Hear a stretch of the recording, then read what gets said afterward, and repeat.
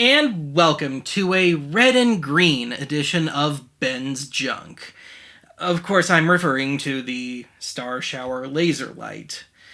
And I tell you, it seems like every year I just keep running into some goofy, tacky Christmas decoration, and as you've already gathered, this year is no different. So, this time out, I've got a pretty recent product by archive standards. This thing is only from 2015, and as of my making this, these are still readily available. In fact, I was in a Walmart just the other day, and they had some of these. But I found this particular one in a thrift store, and I haven't taken the tag off yet. And I don't know how well that bodes for the long term acceptance of these things. Only time will tell. But the whole idea of this product is that you no longer have to risk life and limb hanging outdoor Christmas lights. Of course, this being a requirement of every doofusy suburbanite like myself. But what this really is one of those cheesy laser pointer-esque lighting devices that bar bands like to use on stage.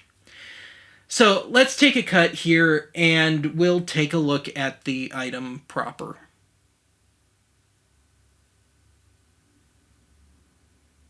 I tell you, the junk that comes with these as seen on TV items never ceases to amaze me. Not that I have any great experience. But we've got an ad here, totally unrelated to the main product, for a not diamond ring, which totally doesn't look fake.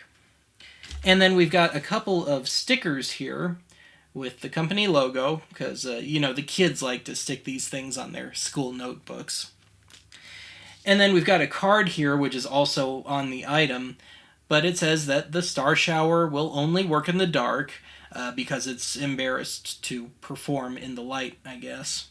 And on the back, we've got the temperature requirements, of which basically as long as you're not using this on the equator or in Australian summer or maybe in Antarctica, you should be fine. And we've got some very basic and really unnecessary instructions because this is it. One button. That's the whole thing. Even if you absolutely stink with technology, you should be able to figure this out pretty easily. But silliness and snark aside, this is basically a pair of souped up laser pointers. It's just below this laser aperture sticker here. If I can't make the camera pick it up, maybe I can make my hand work with it. Just below the sticker. And then there's a sensor down below that. And we've also got a garden stake, so you can drive this sucker right into the ground, or maybe into the heart of a vampire Santa Claus or something. And it just attaches to here. It screws on. And then we have this way too short cord with a wall wart. So, you're going to need some extension cords, definitely, for this. And I can see one big problem with this product right out of the gate. And that is that this seems like the petty thief's wet dream. Because really, he can just go over and yoink, unplug it, walk away with it, and there goes your whole house's Christmas lights. And also on a more diabolical front, I wouldn't be surprised if some idiot kid hasn't tried to shine this thing into oncoming traffic or maybe up at an airplane or something. I don't condone that stuff. Don't do it. But theft and safety concerns aside, yes, I have already tested this product. And I'll tell you right now, the lights, all two of them, don't move, twinkle, or adjust in any way, shape, or form. Really, the one and only option you've got here is the switch, and you've got color coding here, which runs all the way around the item. But you just turn the switch to either just green, or red and green, or just in the middle for off. And that's it. And this bit about turning on only in the dark is true. But strangely enough, once you have it on, at least indoors, even in full indoor light, it seems to stay on. I tried this at night here in Archive HQ and had it right up against my desk lamp, and it stayed on the whole time.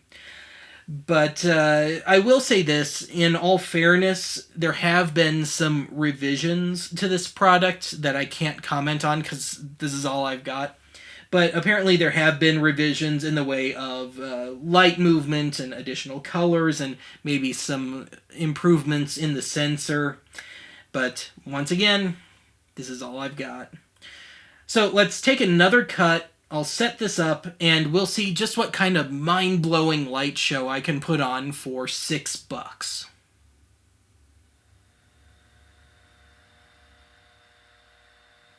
Yes, I've got the lights off and the curtains closed right now, because how else are you going to see the lights? And there might be just a slight bit of embarrassment involved here. But realizing that this product is a little on the limited and lame side, really in a last ditch attempt at saving this episode, I've brought out our old buddy Douglas Fir here, and let's see if he can't put on a little, very little show for us. And if we're lucky, maybe we can turn this into some sort of semi-surreal Christmas disco. So let me get the lights going here. And I'm going to have to hold the lights because I don't have a good position for them to stay still in. And I've also noticed that, at least on camera, you don't see this in person, but it does kind of twinkle when I have it at rest, pointed at the tree. So, yeah, cute little bonus, I guess. Anyway, let's get that disco thing going. Let me give Doug the mic. And let's see what we can get here.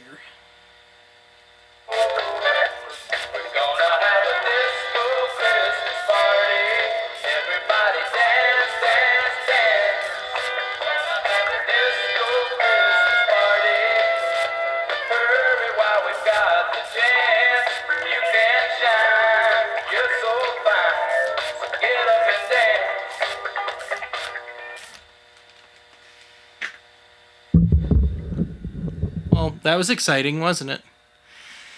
That's it for this edition of Ben's Junk. I'll see you again soon.